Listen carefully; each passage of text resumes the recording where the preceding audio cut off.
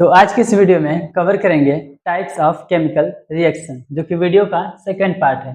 First part को हमने पहले ही लगभग 50 मिनट की वीडियो में कवर कर लिए हैं, जो कि बिल्कुल बेसिक से लेक्चर था। तो यदि नहीं देखे हैं तो डिस्क्रिप्शन बॉक्स में लिंक है, जा करके चेक कर लीजिए वहाँ भी। तो चलिए आज का टॉपिक स्टार्ट करते हैं। उससे पहले यदि चैनल पर पहली बार विजिट कर रहे हैं, थोड़ा इंट्रो हो जाए। So hello everyone, this is Vikas and welcome to you all in your छोटा सा प्यारा सा यूट्यूब चैनल टॉपिक से टॉप तक, जहाँ नो जोक नो ड्रामा, केवल काम की बात और जितना हो सके डेप्थ में जाकर चीज़ों को समझना और समझाना। तो चलिए स्टार्ट करते हैं। तो पार्ट 1 में हम कहाँ तक देखे थे? टाइप्स ऑफ केमिकल रिएक्शन, पूरा मतलब इनका एक हल्का फुल्का ओवरव्यू देख लिए थे। अब इनको डिटेल में देखेंगे। एक चीज़ वहाँ मिस हो गया था, ये था कि जो आप उसमें एक कम्बशन रिएक्शन इंट्रोडक्शन में छूट गया था। तो यदि देख चुके हैं तो प्लीज़ सॉरी, और यदि नहीं देख रहे हैं तो प्लीज यहाँ से अब कंटिन्यू हो जाइए आगे के लिए। तो यहाँ पे देखेंगे तो टाइप्स ऑफ केमिकल रिएक्शन हमारे 6 टाइप्स के होते हैं। वहाँ पे केवल 5 ही बोला गया था, सॉरी उसके लिए। तो कौन कौन से हमारे हैं? Combination reaction, decomposition, displacement, double displacement, combustion and redox reaction. Redox बोले तो ऑक्सीडेशन एंड रिडक्शन, आपको 10th में ऐसे दिया होगा, ऑक्सीडेशन रिडक्शन। तो इन्हीं को कंबाइन करके बोलते हैं। आगे इन पर बात करेंगे और अच्छे से। तो चलिए फटाफट कर देते हैं अपने कॉम्बिनेशन रिएक्शन को स्टार्ट। ओवरव्यू तो देना नहीं है क्योंकि पार्ट 1 से पहले ही कर चुके हैं। तो आइए इनका डिटेल देखते हैं।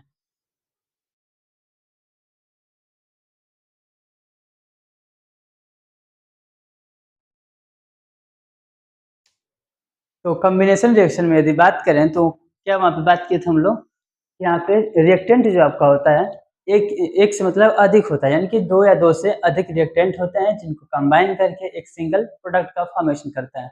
इसको बोलते हैं कॉम्बिनेशन रिएक्शन। एक बार इसको नोट डाउन करके देखते हैं। A reaction in which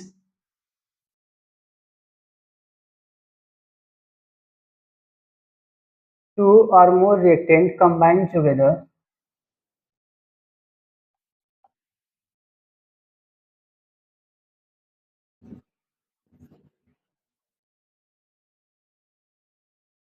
to form a single product.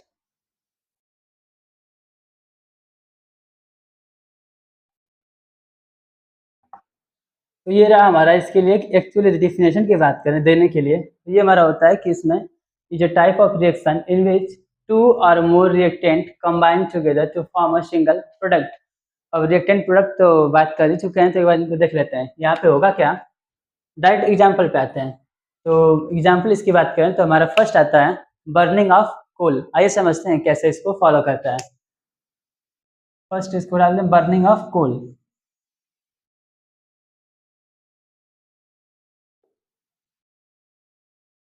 कोल जब जलता है तो होता क्या है, चलिए उसको समझते हैं। वहाँ पे बोलेंगे हमारे पास कार्बन है plus in the presence of oxygen बन करके बनाता क्या हमारा CO2। तो यहाँ पे देखने को मिल रहा है ये हमारा हो गया रिएक्टेंट, ये हो गया हमारा प्रोडक्ट। ये भी दिखा देते हैं इसके लिए सॉलिड, ये आपका गैस, इधर गैस। ठीक। तो मतलब एक्चुअली हम करना क्या चाहते हैं, हमको प्रूव करना है कॉम्बिनेशन रिएक्शन, यानी कि समझना है आखिर कॉम्बिनेशन रिएक्शन होता क्या है।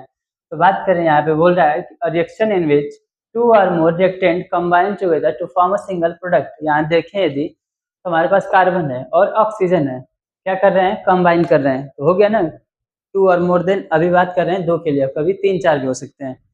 तो यही कह रहा है कि जब ये दोनों कंबाइन होंगे कार्बन और ऑक्सीजन, तो हमारा एक प्रोडक्ट बना रहा है, क्या है हमारा, CO2।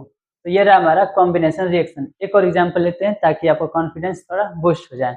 तो उसके लिए यूज करेंगे हम फॉर्मेशन ऑफ वाटर।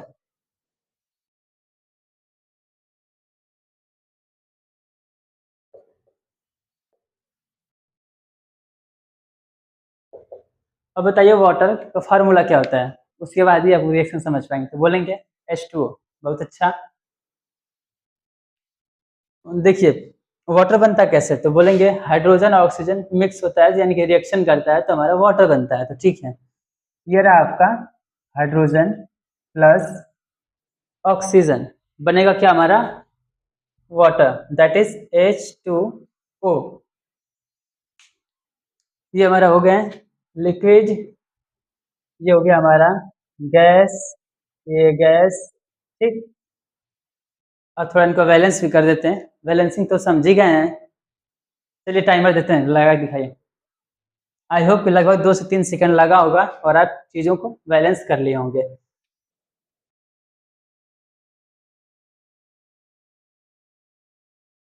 बताने की ज़रूरत है नहीं, क्योंकि पहले वीडियो में आप इतना मास्टर हो चुके हैं, बैलेंसिंग का की बात ही क्या है। तो ये रहा हमारा एक मतलब फॉर्म कॉम्बिनेशन रिएक्शन। यहाँ हो क्या रहा है कि रिएक्टेंट आपके एक से अधिक हैं और प्रोडक्ट आपका सिंगल बन रहा है, उसको बोलेंगे हम कॉम्बिनेशन रिएक्शन। ओके, अब आते हैं अपना थोड़ा सा इसको आगे मतलब और बढ़ाते हैं, तो देख लो क्या हमें क्या मिलेगा कि इसमें कुछ रिएक्शंस ऐसे होते हैं जिनमें हीट का रिक्वायरमेंट होता है और कुछ ऐसे रिएक्शन होते हैं जहाँ पे हमें हीट निकलता हुआ दिखाई देता है। तो इनको कुछ टर्म दे दें, बोलेंगे हाँ ठीक है, आइए टर्म इनको देते हैं।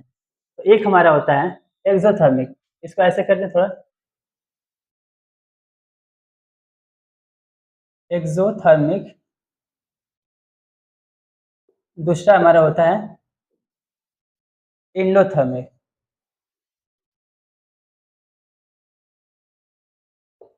अब आप बताइए एक्सो का मतलब क्या होता है, तो कहीं ना कहीं निकलने की बात करिए, और थर्मिक का अर्थ होता है आपका हीट। थर्मिक बोले तो हीट, और एक्सो मीन्स यानी कि बाहर निकल रहा है। वहीं इंडो की बात करेंगे तो सेम उल्टा है, यानी कि इनसाइड। तो यहाँ से ऐसा एरो दिखाते हैं और इसमें ऐसे दिखा दे रहे हैं। गुड। अब इनको थोड़ा सा समझते हैं कुछ एग्जाम्पल लेकर के, और उसके लिए डिफिनेशन थोड़ा सा राइट कर दें ताकि आप भूलेंगे नहीं। अपने खुद से राइट करिए क्योंकि बोर्ड थोड़ा साइज कम है, तो समझाना भी है। ओके, तो ये राइट करिए कि a reaction in which there is evolution of heat, okay, is known as exothermic reaction. यानी कि एक ऐसी रिएक्शन जहाँ से हीट का इवॉल्व होता है, यानी कि जिस रिएक्शन से हीट निकलती है उसको बोलते हैं हम एक्सोथर्मिक। एग्जाम्पल ले लें, वही जो शुरू में एग्जाम्पल लिए थे कि जब आप चूना को पानी में डालते हैं तो क्या होता है, कुछ हीट उसमें से इवॉल्व होती है, यानी कि बर्तन जिसमें आप उसको गर्म करेंगे तो वहाँ से कुछ गर्म छूते हैं जो उसको, तो उसमें हीट होता है। तो वही इसका एग्जाम्पल हो जाता है। चलिए इसको राइट करते हैं। तो इसके लिए हम लेंगे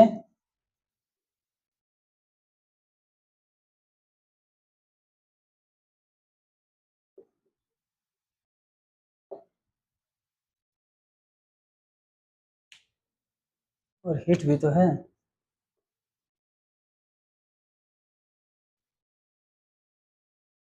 तो चलिए इनको थोड़ा देखते हैं। ये क्या हमारा हो गया, CO कैल्शियम ऑक्साइड, यानी कि हमारा ये क्विक लाइम हो गया। इसको राइट करते हैं।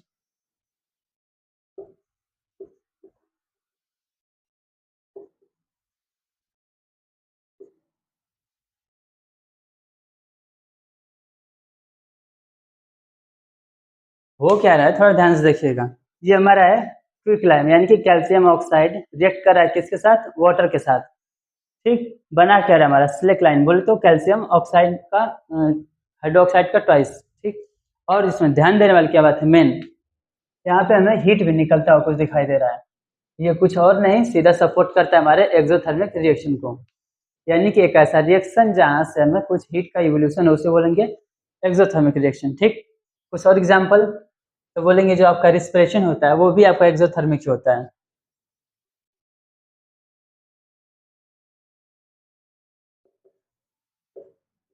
एक हमारा होता है डिकम्पोजिशन ऑफ वेजिटेबल वेस्ट, जो कि कंपोज में होता है।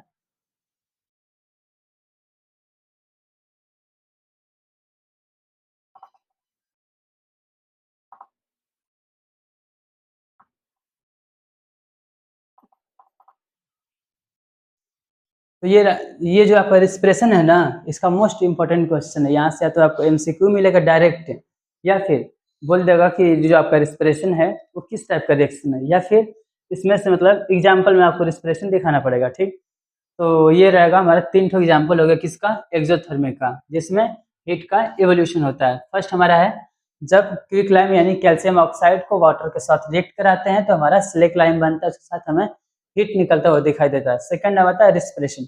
अब रिस्पिरेशन कैसे, तो पता है इतना तो बेसिक बायो पता ही होगा कि जो हमारा रिस्पिरेशन जब करते हैं तो क्या होता है, जो फूड होता है ब्रेक डाउन होता है किसमें, इस रिस्पिरेशन को समझा रहे हैं, रिस्पिरेशन को इधर समझा रहे हैं। ठीक, क्या कर रहा है आपका फूड है, ये आपका ब्रेक डाउन होगा किसमें, ग्लूकोज में,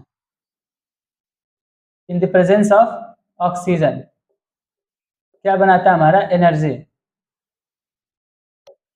तो कुछ और नहीं, इस एनर्जी को ही दिखा रहा है कि तो हो गया रिस्पिरेशन में आपका एक्सोथर्मिक रिएक्शन और डिकम्पोजिशन ऑफ वेजिटेबल, यानी जो कंपोजिट पीट होते हैं जिनमें जो भी कुछ वेजिटेबल के वेस्ट वगैरह हो जाते हैं उनको हम उसमें पोर कर देते ताकि कुछ वेस्ट ना हो और हमें मैन्यूर वगैरह मिल जाए, तो वहाँ भी हमारा एक्सोथर्मिक रिएक्शन ही होता है। और रहा सेकेंड हमारा एंडोथर्मिक रिएक्शन, तो इस रिएक्शन में हमें हीट डालना पड़ता है वापस, इस यहाँ से तो हीट निकल रहा था, but in the case of endothermic हमें हीट रिएक्शन को चालू करने के लिए लगाना पड़ता है।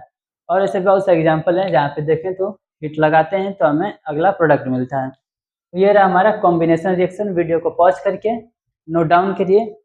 ऐसा नहीं लग रहा है ना कि वीडियो ज़्यादा लॉन्ग हो जा रही है साथ साथ लिखने में। वीडियो पॉज करके आगे का नोट डाउन करिए, फिर चलते हैं अपना नेक्स्ट टॉपिक। तो चलिए अपना सेकंड देखते हैं, डिकम्पोजिशन रिएक्शन। इसमें क्या है कि रिएक्टेंट आपका एक होगा बट प्रोडक्ट यहाँ पे अनेक मिलेंगे, यानी कि मोर देन टू। एक बार ऐसे समझते हैं, ये हमारा कुछ रिएक्टेंट ए है और रिएक्शन करके इसमें ए एंड बी में टूट गया, इसको हम बोलेंगे अपना डिकम्पोजिशन रिएक्शन। आई होप कि समझ में आ रहा है। डिफिनेशन देख लेते हैं क्या कह रही है। डिफिनेशन क्या है, a single reactant breaks down into simpler products, वही बात है। तो कुछ एग्जाम्पल ले लिया जाए। जी हाँ, तो बात करें यदि कैल्शियम कार्बोनेट की, तो उसको यदि जब हीट करते हैं तो क्या होता है हमारा वो लाइमस्टोन, यानी कि कैल्शियम ऑक्साइड और CO2 में टूट जाता है। तो आइए एक बार रिप्रेजेंट करके समझते हैं इसको। क्या कह रहा है कि आपका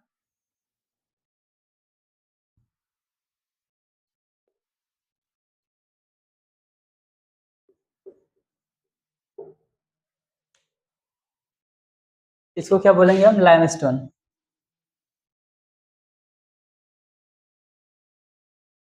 ये हमारा हो गया क्विक लाइम,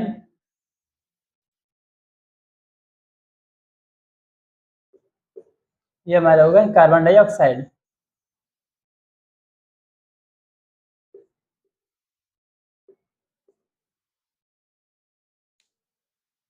ठीक, अब मेन यहाँ देखना क्या है कि कह रहा है आपका हीट देने को, ये आपका हीट का सिंबल है, डेल्टा बोले तो हीट के लिए रिप्रेजेंट करते हैं, ऊपर लिख दे सकते हैं। यहाँ से कुछ समझ में आया। जो पहले बात किए थे एरो में, बेसिक जब उसका पढ़ रहे थे कि एरो का काम क्या होता है और कैसे रिप्रेजेंट करते हैं, तो हम बात किए थे कि जो भी चीज़ें होती हैं उनको एरो के ऊपर या नीचे लिखते हैं। ठीक, तो वही चीज़ है, फिर से रिकैप हो जाएगा। तो आइए इसको समझते हैं। कैरा डिकम्पोजिशन, यानी कि एक सिंगल आपका रिएक्टेंट है वो आपका मोर देन वन में प्रोडक्ट में टूट रहा है। ये आपका रिएक्टेंट, ये आपका प्रोडक्ट। अब थोड़ा सा ध्यान देने वाली बात ये है कि यहाँ पे क्या कर रहे हैं, हम हीट को लगा रहे हैं। तो एक चीज आता है, क्या बोलेंगे उसको,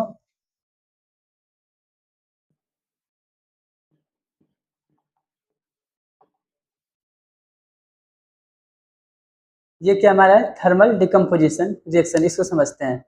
सब कुछ यही है, बस आगे लग गया थर्मल। थर्मल का अर्थ होता है हीट, यानी कि एक ऐसा रिएक्शन जिसमें हमें हीट की आवश्यकता पड़े, या फिर एक ऐसा रिएक्शन जिसमें हीट लगाया जाता हो।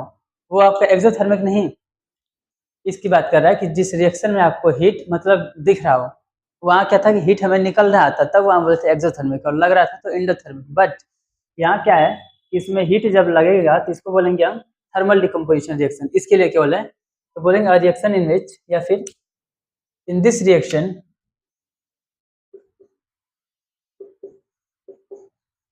Heat is required.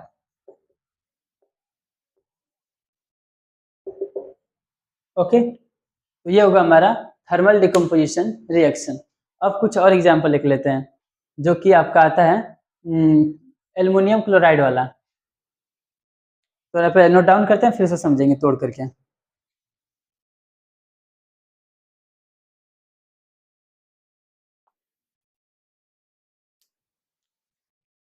बैलेंस कर दें इनको, क्लोरीन 2, इधर आपका 2।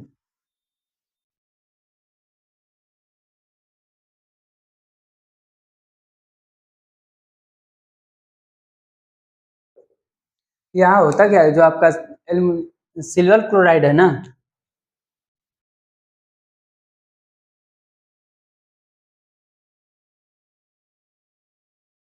ये आपका पहले व्हाइट होता है।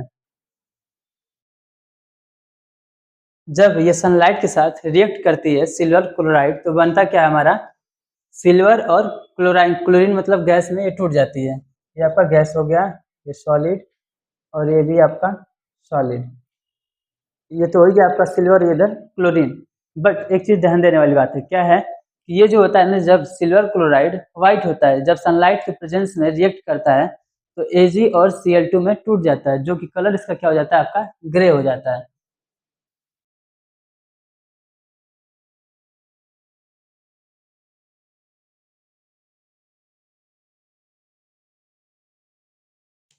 आइए एक बार और समझते हैं क्या कह रहा है। डिकम्पोजिशन रिएक्शन का एग्जाम्पल नंबर 2 है। तो कह रहा है कि जब AgCl2 यानी कि एल्युमिनियम क्लोराइड को यदि सन का यदि सनलाइट मतलब इसके प्रेजेंस में रिएक्ट कराएं तो हमारा एल्युमिनियम सिल्वर और क्लोरीन में हमारा टूट जाता है, जो कि पहले इसका कलर व्हाइट था, अब क्या हो गया है ग्रे हो गया है। जो कि आपके एनसीईआरटी का हुआ वो एग्जाम्पल देखेंगे तो बगल में क्या है कि कॉर्नर में दिया रहता है सनलाइट का एनसीईआर, ये नीचे पेटी डिश में आपका रखा हुआ है, वही वाला एग्जाम्पल है। तो इतना नोट डाउन करिए, फिर आगे बढ़ते हैं आपका नेक्स्ट एग्जाम्पल की तरफ, नेक्स्ट रिएक्शन की तरफ। तो चलिए देखते हैं अपना third reaction, that is displacement reaction. यहाँ पे क्या होगा, अभी बोर्ड पे नहीं जाना है, धीरे धीरे सारी चीजें समझ में आएंगी। इनको पहले ही नोट डाउन कर दिए हैं कि क्या होता है, थोड़ा सा उसी चीज को बोलो और फिर उसको नोट डाउन करो। तो वीडियो थोड़ा सा लॉन्ग हो जाती है और चैनल अभी छोटा है, तो लॉन्ग वीडियो चलाना थोड़ी सा डिफिकल्ट टास्क बन जाता है। बट विश्वास है एक दिन आप इसको बढ़ाएंगे जरूर। तो चलिए देखते हैं, अपने काम की बात करते हैं। तो क्या कह रहा है कि डिस्प्लेसमेंट रिएक्शन में होता क्या है कि जो आपके मोस्ट रिएक्टिव मेटल होंगे या फिर जो एलिमेंट होंगे वो क्या करेंगे कि अपने रिएक्शन में से या फिर जो उनका कुछ सॉल्ट वगैरह कुछ होगा उनमें से क्या करेंगे, जो लिस्ट वाले रिएक्टिव होंगे उनको डिस्प्लेस कर देंगे, यानी कि उनको अपने जगह से हटा देंगे। अब ये मोस्ट रिएक्टिव क्या होता है, एग्जाम्पल लीजिए, कोई एक ताकतवर आदमी है और उसके साथ कोई छोटा वाला है, तो क्या करे, हिस्सेदारी उसको देगा नहीं ना। तो जो ताकतवर होगा वो छोटे वाले को हटा करके उसका भी हिस्सा मना अपने ले लेगा। तो यही बात यहाँ पे होती है क्या, डिस्प्लेसमेंट रिएक्शन में। तो क्या कह रहा है कि मोस्ट रिएक्टिव एलिमेंट क्या करेंगे, डिस्प्लेस कर देंगे किसको, लिस्ट रिएक्टिव एलिमेंट को। तो क्या होगा, इनका जगह अपने ले लेंगे।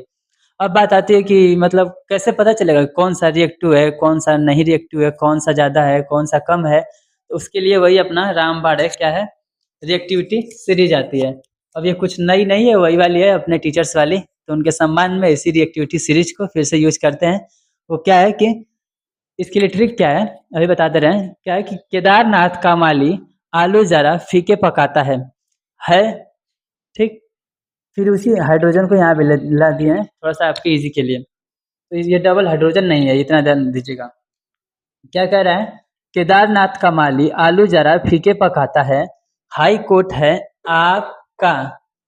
बस इतना याद करना है, केदारनाथ का माली आलू जरा फीके पकाता है हाई कोर्ट है आपका। ओके, अब आइए इनको समझते हैं। केदारनाथ से के मतलब बोले तो potassium, sodium, calcium, magnesium, aluminium, zinc, iron, lead, hydrogen.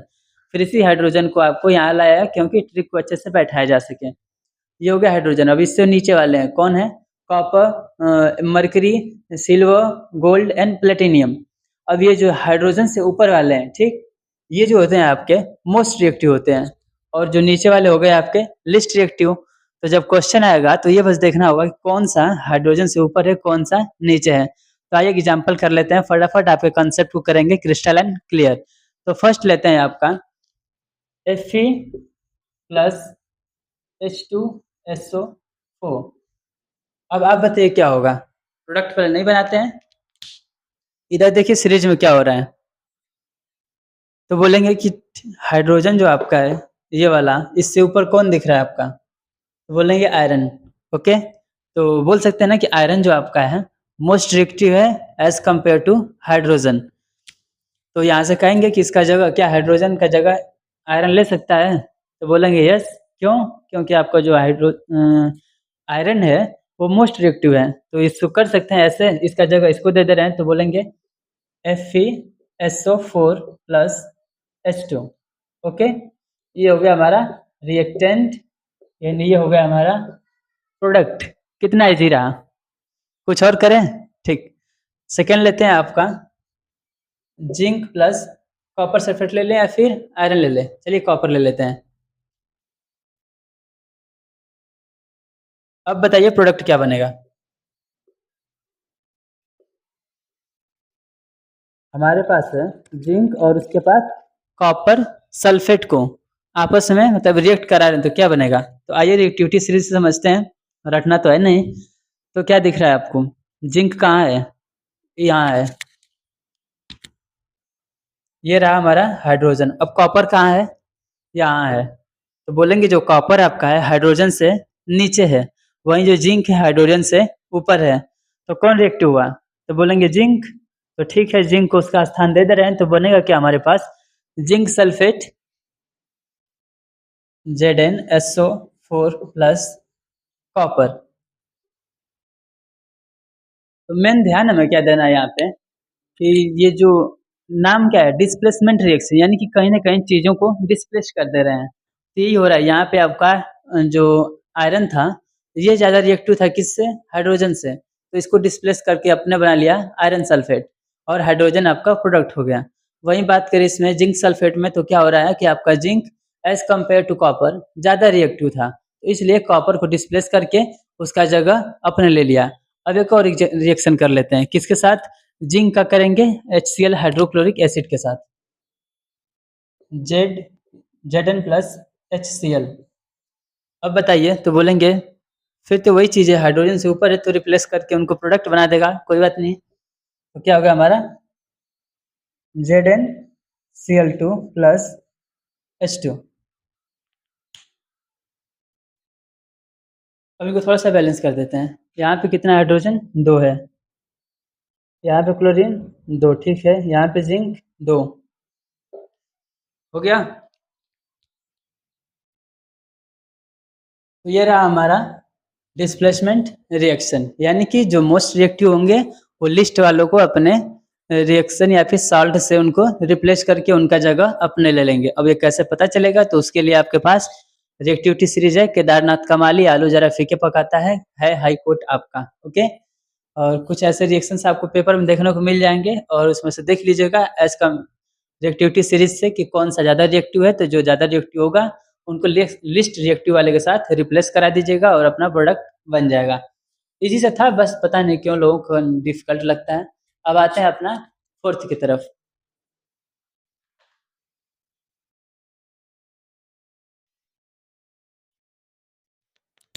तो आइए देखते हैं अपना fourth one, that is double displacement reaction.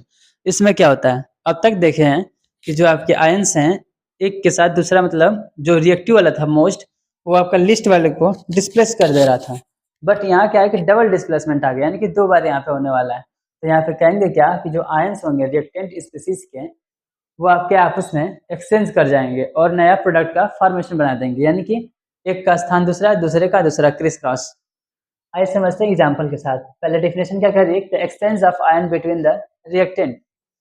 Example क्या है कि Na2SO4 रिएक्ट कर रहा है बेरियम क्लोराइड के साथ BaCl2। अब इनका प्रोडक्ट बनाते हैं। तो यहाँ से साफ साफ दिख रहा है कि हमारे पास Na आपका प्लस हो गया, ऐसे भी कर सकते हैं। तो क्या होगा? NaCl2 ये आपस में कर दे और Ba जो आपका SO4 से, यानी कि बेरियम सल्फेट इधर आपका बन रहा है एंड NaCl, दोनों टू टू है तो इसको भी कर दें टू NaCl। तो ये रहा हमारा प्रोडक्ट। हुआ क्या है बेसिकली, एक दूसरे के साथ आयन अपना एक्सचेंज करके, यानी कि डबल डिस्प्लेसमेंट यहाँ पे हुआ है और आपका बेरियम सल्फेट बना लिया और टू आपका 2 मोल NaCl बन गया। ओके। सेकेंड एग्जाम्पल आपका देखते हैं एसिड बेस के साथ। तो जानते हैं कि एसिड और बेस जब रिएक्ट करते हैं आपस में तो क्या बनाता है? कमेंट बॉक्स में जरूर बताइएगा टाइम स्पेन के साथ। आई होप कि आंसर दे दिए होंगे। तो बात करें तो आपका जो एसिड है और बेस दोनों मिलकर के साथ में आपका आपका पहली बात तो वाटर बनता है, मैंने बाई प्रोडक्ट में आपका वाटर बनता है और सॉल्ट बनता है। आइए इनको एक्सपेरिमेंट के साथ यानी कि इक्वेशन के साथ इनको नोट करते हैं। पहले तो पता चल गया कि एसिड और बेस रिएक्ट करके हमारा साल्ट प्लस वाटर बनाते हैं। अब इनको देखते हैं कैसे बनाते हैं। कोई एसिड ले लें, चलिए HCl उठा लेते हैं। HCl, ओके, एंड बेस ले लेते हैं कोई KOH। इनको एक आसान तरीका बताएं आप, यदि रिएक्शन कराना होगा आपस में तो आप ऐसे भी करा सकते हैं, प्लस माइनस दिखा करके, थोड़ा इजी बन जाता है। H plus Cl minus K plus OH minus. अब बताइए प्लस का माइनस के साथ, माइनस का प्लस के साथ, तो यहाँ से आपका प्लस से कहाँ जाएगा, माइनस के साथ, ये आपका माइनस कहाँ जाएगा, प्लस के साथ। ओके, प्लस को प्लस माइनस दे दिए, माइनस को प्लस, यानी कि आपस में कंबाइन करके बना क्या रहा है, यहाँ से देखेंगे आपका जो एक गया है आपका Cl और किसके साथ, K के साथ, तो बना देंगे आपका यहाँ से प्रोडक्ट KCl प्लस इधर से OH और एक H मिला करके, यानी कि 2H और O, क्या बन गया आपका H2O, दैट इज वाटर। हो गया हमारा, KCl हमारा सॉल्ट बन गया और एक वाटर आपका बाई प्रोडक्ट मिल गया। ठीक, ये रहा हमारा साल्ट एंड वाटर, कहाँ से एसिड और बेस को रिएक्ट किए हैं तो हमारा बन गया। बेसिकली समझना क्या चाहते हैं, तो कहना क्या चाहता है कि डबल डिस्प्लेसमेंट रिएक्शन में आपके आयंस जो होते हैं एक दूसरे के साथ एक्सचेंज करके नया प्रोडक्ट का फॉर्मेशन बनाते हैं, उसे बोलते हैं डबल डिस्प्लेसमेंट रिएक्शन। ओके, और हमारा नेक्स्ट आता है कंबशन रिएक्शन। कंबशन नाम सुन के क्या लग रहा है, कहीं ना कहीं जलने वाली बात कर रहे हैं। अरे वो नहीं जो आपका दोस्त जलता है, यहाँ कंबशन का मतलब होता है जलना, बट केवल जलना ही नहीं, in the presence of oxygen, जब कोई चीज in the presence of oxygen जलती है तो उसको बोलते हैं अपना कंबशन रिएक्शन। और उससे एक अच्छी बात क्या है कि जो आपका कंबशन रिएक्शन होता है उसमें जो आपके बाई प्रोडक्ट होते हैं हमेशा आपको CO2 एंड वाटर मिलेंगे। आइए पहले नोट डाउन करते हैं, फिर इनको समझते हैं एग्जाम्पल के साथ।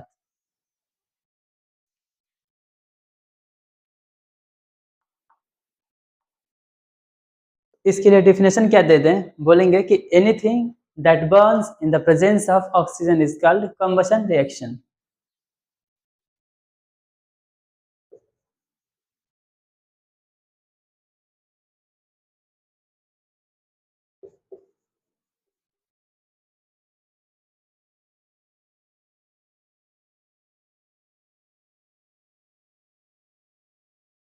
यानी किसी भी चीज का ऑक्सीजन के प्रेजेंस में जलना है, क्या बोलते हैं हम, कंबशन रिएक्शन। एग्जांपल ले लें, और ये भी था ना कि इनका जो बाई प्रोडक्ट होता है ऑलवेज क्या देते हैं आपका, दे ऑलवेज गिव्स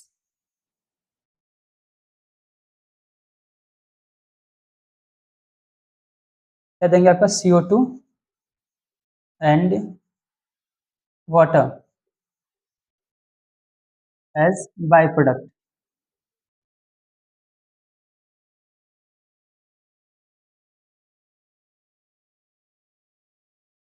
CO2 और वाटर आपका क्या हो जाएंगे, इसमें हमेशा बाई प्रोडक्ट देता है। एग्जाम्पल कुछ इसका ले लें, चलिए मेथेन को ले लेते हैं। CH4 burns in the presence of O2, it gives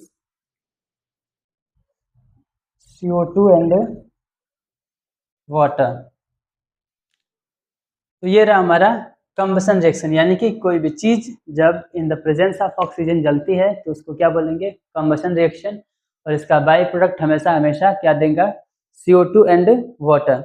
example देख लिए आपका, मेथेन को जब जलाए हैं in the presence of oxygen तो क्या दिया आपका, CO2 and water. I hope कि यहाँ तक समझ में आ गया। तो चलते हैं नेक्स्ट, आपको क्या है, redox reaction, that is reduction and oxidation reaction.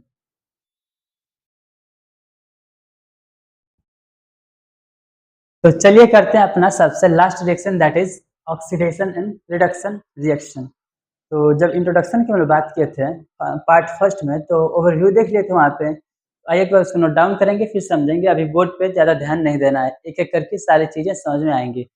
तो क्या देखे थे हम ऑक्सीडेशन में, तो वहाँ बोले थे कि जब हमारे पास ऑक्सीजन का गेन होता है तो वहाँ बोलते हैं हम ऑक्सीडेशन हो गया, और वहीं जब यदि हाइड्रोजन का गेन होता है तो बोलते हैं रिडक्शन हो गया। तो ये तो बोल सकते हैं ना कि जहाँ एक साथ तो दोनों चीज़ होगा नहीं, तो यहाँ क्या हो रहा है कि गेन ऑफ ऑक्सीजन, इधर क्या हो रहा है, गेन ऑफ हाइड्रोजन। अब एक चीज बताइए, एक ही रिएक्शन में दोनों चीज तो होगा नहीं एक बार, मतलब एक ही के साथ। तो यहाँ से बोल सकते हैं कि जब गेन ऑफ ऑक्सीजन होगा तो कहीं ना कहीं इन, अभी तो मतलब ऑक्सीजन को लेकर के समझे हैं, तो हाइड्रोजन के केस में देखें तो बोलता है कि ऑक्सीडेशन के केस में, in the case of oxidation, तो बोलेंगे लॉस ऑफ हाइड्रोजन।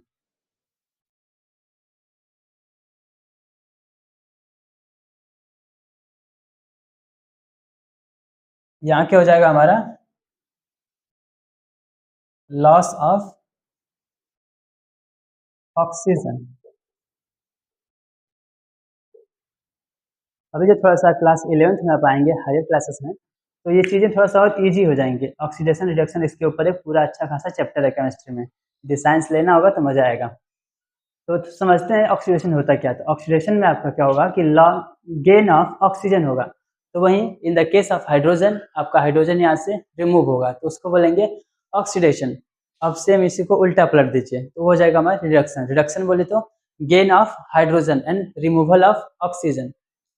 तो ये रहा हमारा ऑक्सीडेशन एंड रिडक्शन। अब रिडक्स क्या होता है, रिडक्स में आपका दोनों चीज एक ही साथ होता है, उसको बोलते हैं रिडक्स रिएक्शन। अभी समझेंगे कुछ देर में। आइए थोड़ा सा कुछ एग्जांपल करके अपना कॉन्सेप्ट जो है उसको थोड़ा बूस्ट अप करते हैं। तो फर्स्ट एग्जांपल ये देखें, तो क्या करें, कॉपर को ऑक्सीजन के साथ रिएक्ट करा रहे हैं, तो क्या बन रहा है हमारा कॉपर ऑक्साइड। अब कैसे पहचानेंगे कि ऑक्सीडेशन हो रहा है कि रिडक्शन। अब थोड़ा सा ध्यान से इसलिए देखिएगा कि पेपर में पक्का ये चीज फंसेगा। तो क्या देगा आपके पास, या तो रिएक्शन दे देगा, पूछेगा किस टाइप का रिएक्शन है, या फिर आपसे मतलब दोनों का डिफिनेशन दे सकता है, difference between oxidation and reduction with the example. तो आप मतलब पक्का है कि फंसेगा, तो थोड़ा ध्यान से देखिएगा। तो क्या कह रहा है कि कॉपर रिएक्ट विथ ऑक्सीजन, क्या बना रहा है हमारा कॉपर ऑक्साइड। अब यहाँ हो क्या रहा है ये देखिएगा, यहाँ पे कॉपर एक है, ठीक, यहाँ पे ऑक्सीजन आपके पास दो है। कर क्या रहा है यहाँ पे सी यू ओ, मतलब कि कहीं ना कहीं कॉपर के साथ ऑक्सीजन ऐड हुआ है, तभी तो जाकर के हमारे पास कॉपर ऑक्साइड बना है। तो कर सकते हैं इन द केस ऑफ, मतलब डिफिनेशन को लेकर के, कि जब ऐड हुआ है तो ये तो बोल देंगे ना कि यहाँ पे ऑक्सीजन का एडिशन हो, या फिर बोलेंगे गेन ऑफ ऑक्सीजन। तो बताइए इसमें गेन कहाँ बोल रहा है, तो बोलेंगे गेन ऑफ ऑक्सीजन बोल रहा है ऑक्सीडेशन के लिए। तो सिंपल आपका क्वेश्चन क्या हो जाएगा, ऑक्सीडेशन रिडक्शन, ऑक्सीडेशन रिएक्शन। यहाँ क्या हो रहा है हमारे पास, ऑक्सीडेशन हो रहा है। वो क्या रहा है, वो इससे से जो O2 था, इससे आपका एक ऑक्सीजन लेकर के कॉपर आपका कॉपर ऑक्साइड बना रही है, तो मतलब कि गेन ऑफ ऑक्सीजन, उसको बोलते क्या है ऑक्सीडेशन। सेकंड क्वेश्चन क्या कर रहा है, HCl आपके पास हाइड्रोक्लोरिक एसिड, अब उसको थोड़ा सा हीट कर रहे हैं। ये आपका सिंबल हीट का है, पता है।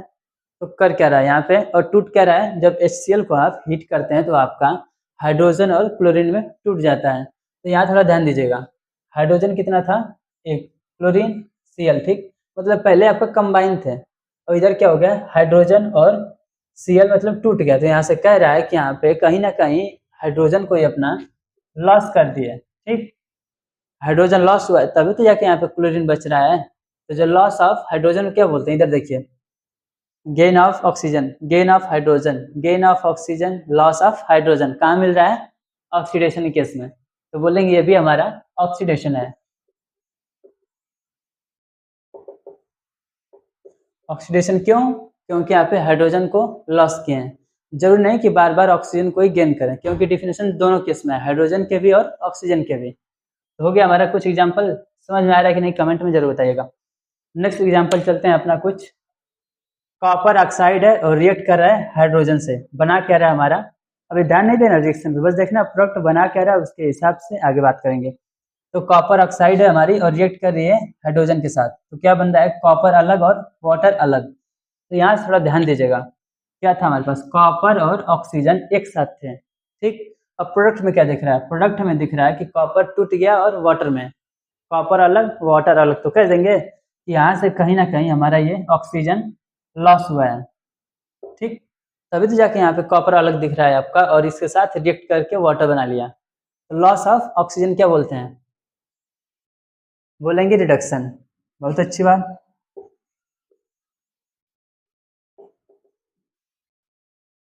नेक्स्ट एग्जांपल देखते हैं, कह रहा है कि हाइड्रोजन और क्लोरीन Cl2 आपका है, रिएक्ट करके क्या बनेंगे HCl बना रहे हैं।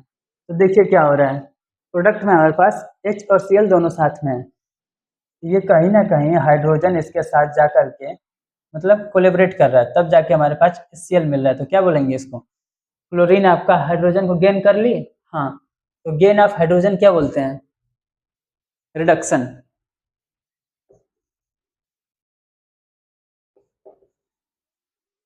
आई होप कि चीज़ें क्लियर हो गई होंगी। एक बार अभी नोट करिएगा वीडियो पॉज करके, उसके बाद एक बार मतलब जब रिवाइज करिएगा तो एक दो बार इनको ध्यान से देखेंगे तो सारी चीज़ें ईजी हो जाएंगी। बस ये थोड़ा दिमाग में रहना चाहिए कि लॉस ऑफ कब हो रहा है, गेन कब हो रहा है, दोनों में डिफरेंस पता होगा तो चीज़ें आप समझ जाएंगे आराम से देख करके प्रोडक्ट को।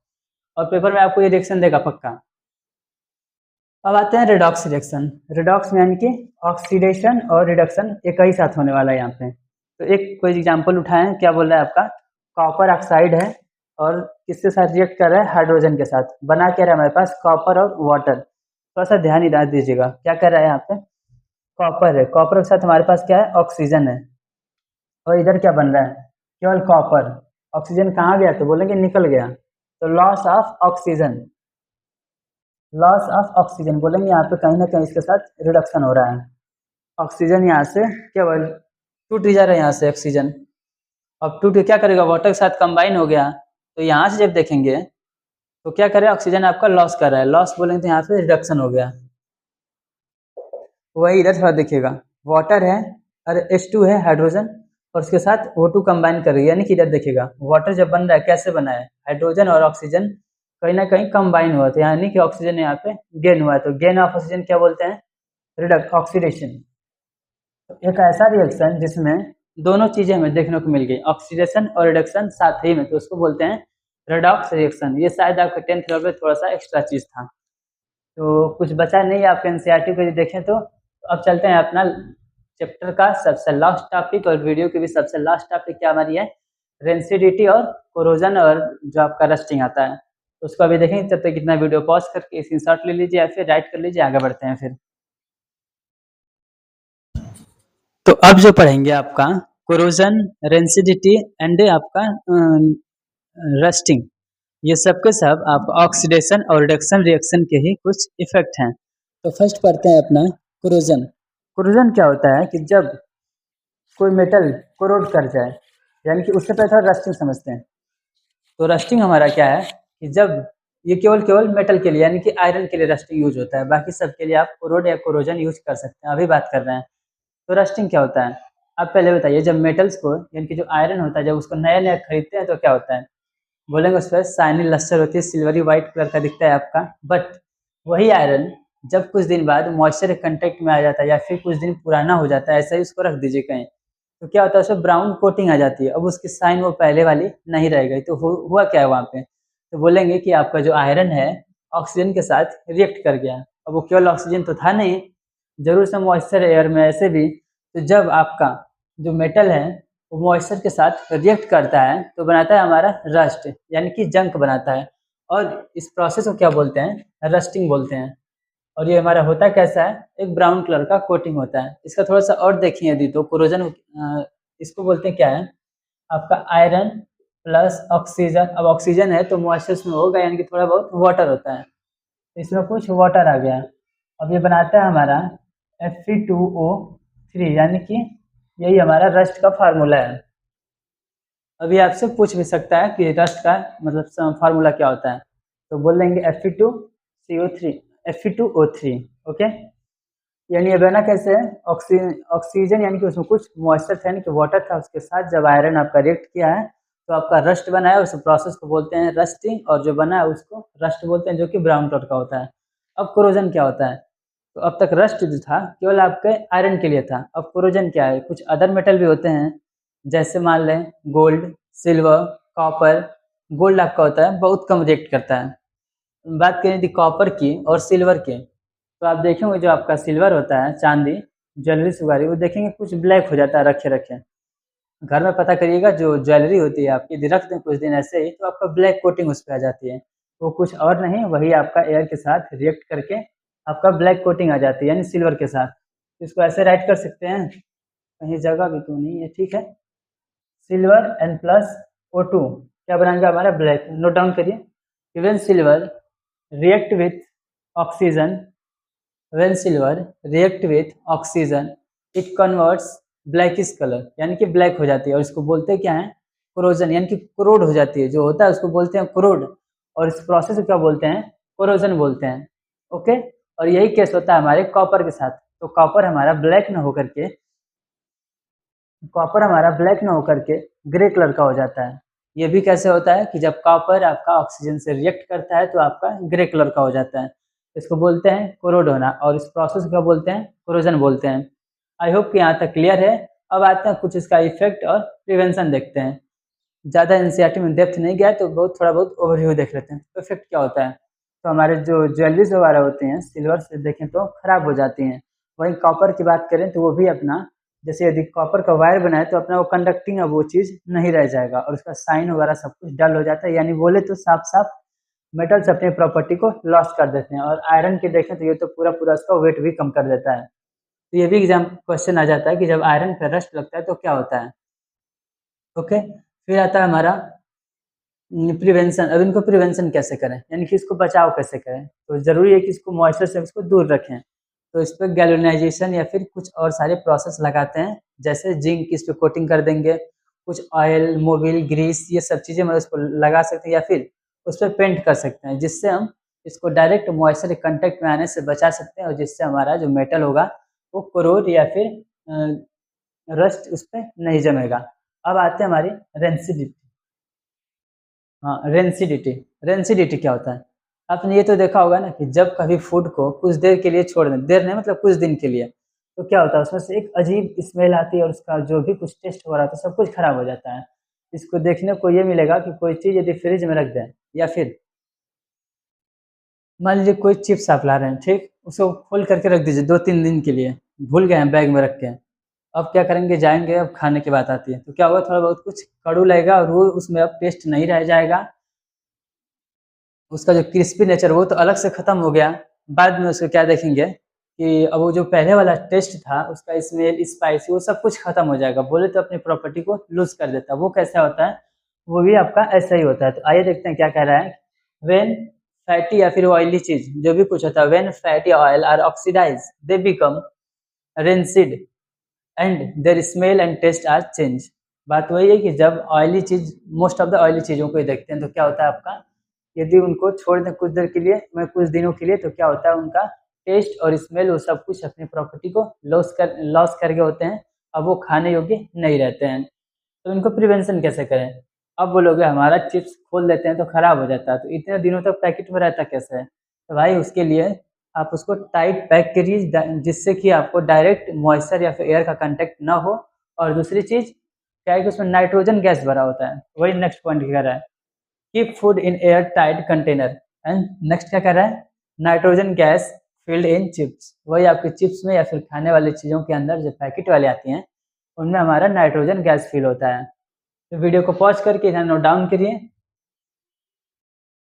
आई होप कि नोट डाउन कर लिए हैं। तो आज की वीडियो में बस इतना ही। मिलते हैं नेक्स्ट चैप्टर में विद द नेक्स्ट होप। तब तक के लिए बी पॉजिटिव, कीप सपोर्ट।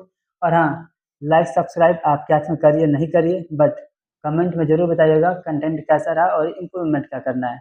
तब तक के लिए be positive, keep support. Thank you.